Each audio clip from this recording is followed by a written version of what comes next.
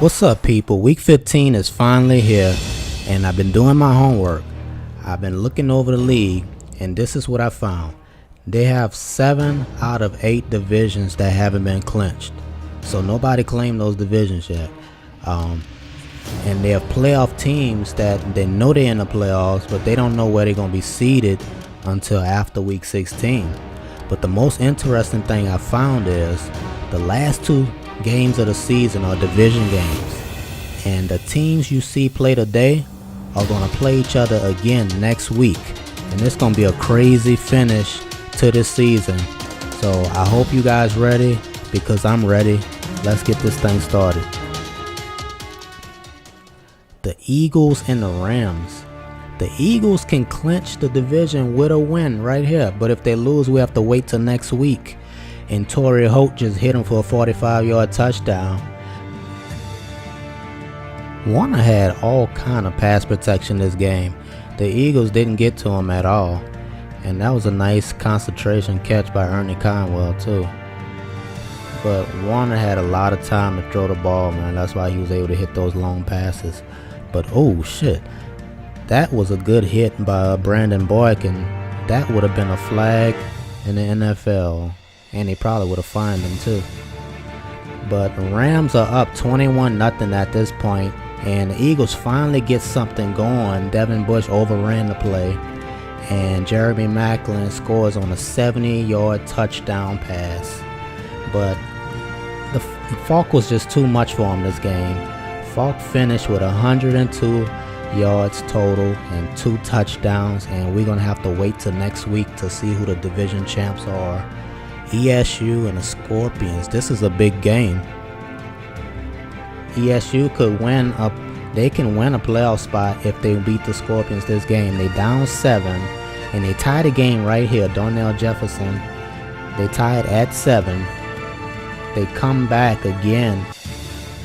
Darnell Jefferson with the look at the concentration on the catch, and that sets up his second touchdown in the game. They go ahead 14-7, and Scorpions come back. They try to get back in the game, and ESU let them know it wasn't going to be easy.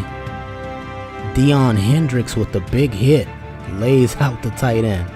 This is the problem with blitz and the Scorpions, because you have to get there. If you don't get there, they will hurt you. And that's Evan Polk's off to the races, but he steps out about the 1-yard line. Look at it again. He steps out right there.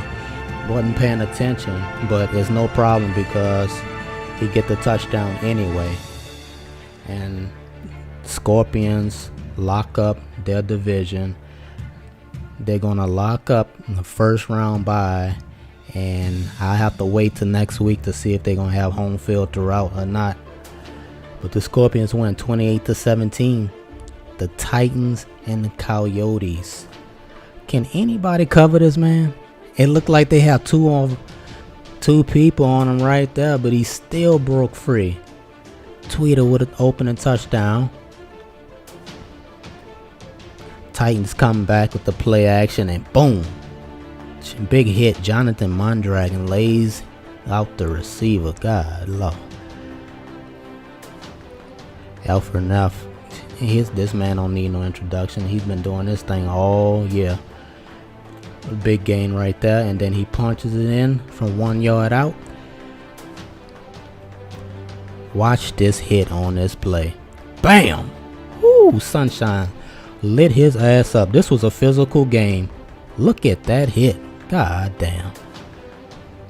But man, even though it was physical, they couldn't stop this man right here. That's Tweet, a 37-yard touchdown catch. He finished the game with 7 catches, 156 yards, and 2 touchdowns. And I was most impressed with the Coyotes defense, because they played better this game than they played all season. They needed this win, and the defense came up with some big plays. They got the interceptions. They got the big hits when they needed them, and they closed this one out, and they're going to celebrate as division champs. Big win for them. Big win for them. My squad, we went against EA, and I was determined not to let EA get any big plays on me. And what happens on the first drive? They hit a big play. Travis Tidwell, 69-yard touchdown catch.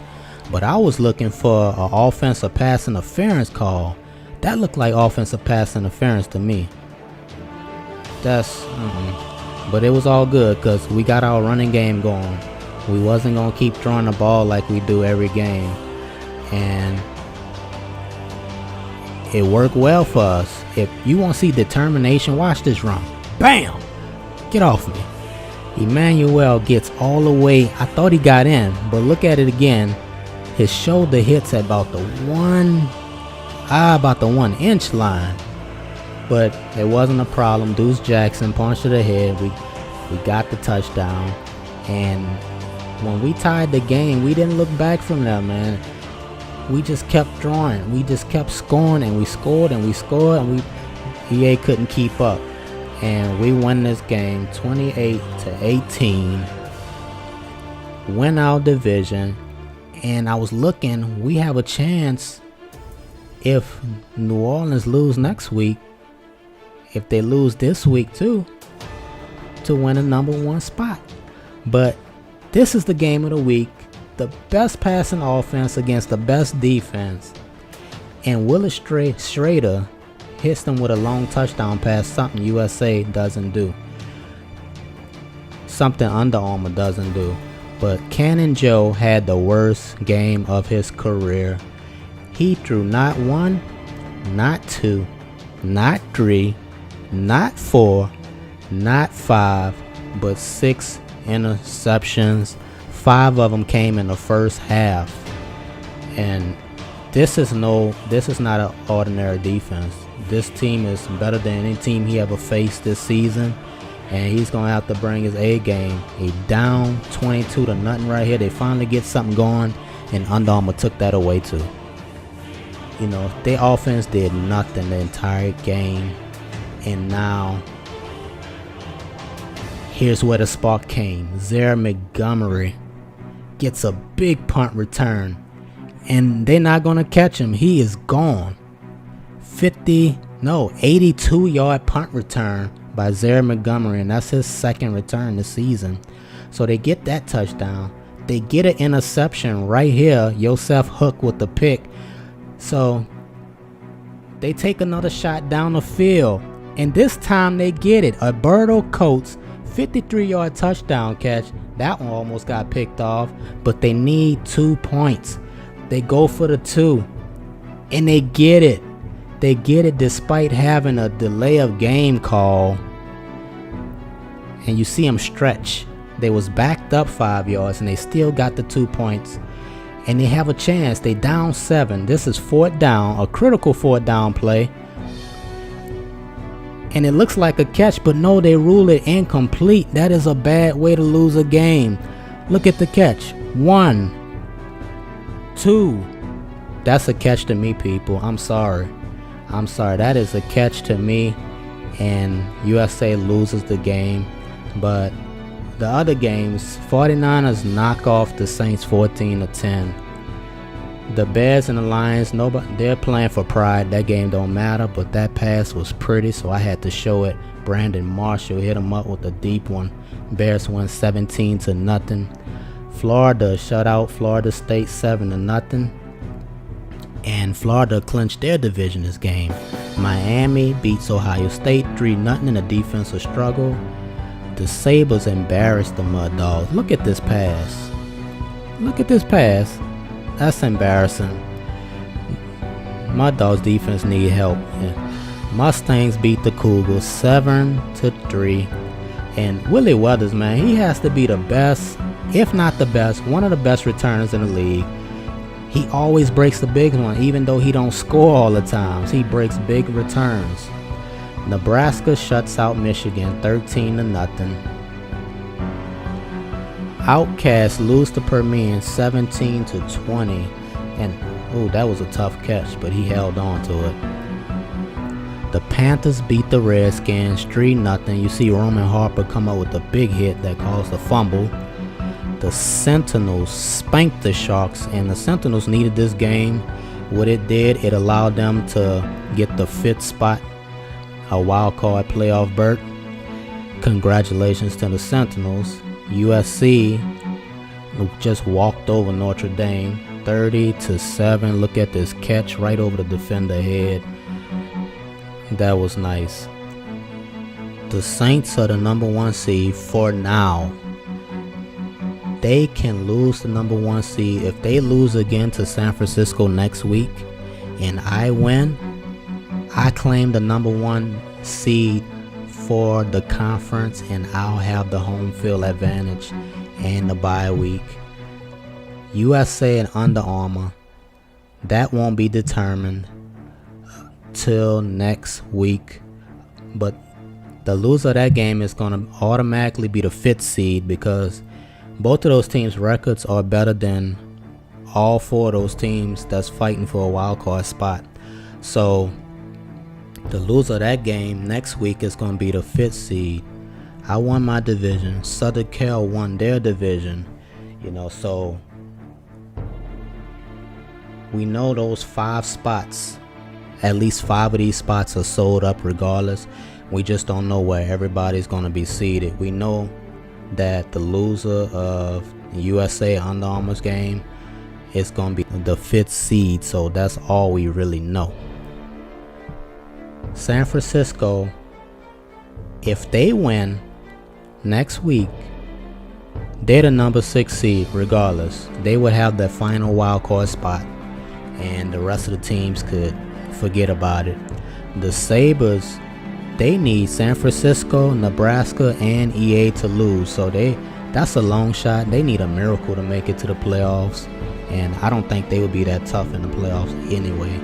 But they need all 3 teams to lose so they can make it in.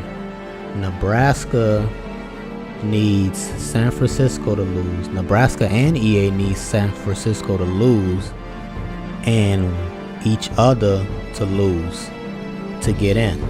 But if they both win, if Nebraska win next week and EA wins and San Francisco loses, Nebraska and EA is gonna have to be decided by tiebreaker, and we'll discuss all that after next week. And that's the way the American side is shaping up. Let's move on to the national side. On the national side, the Scorpions are at the top right now. They clinched their division today. Coyotes clinched. The Gators clinched. But the Eagles and the Rams are going to be decided next week. Eagles and the Rams. The loser of the Eagles and the Rams game do not automatically have a playoff spot. That's why I have both of those teams on that side fighting for a playoff spot. We don't know which one's going to win the division, but the team that loses, they at least have a chance. Not saying that they're going to get in, but they have a chance. So I put them over there. ESU, if they beat the Scorpions next week, they will have that 6th spot. They will have the final wild card spot. The Sentinels have the 5th spot locked up. We talked about that during the highlights. They have that spot locked up, so no matter what, no matter if they win next week or not, they're going to be the 5th seed. But stay tuned next week for the final game of the season. I am sure it's going to be exciting. 2 divisions that haven't been claimed yet.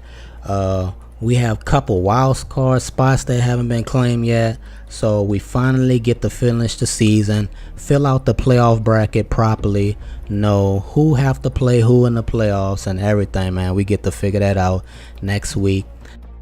But that's it for now. Comment, like this video, share it with your friends.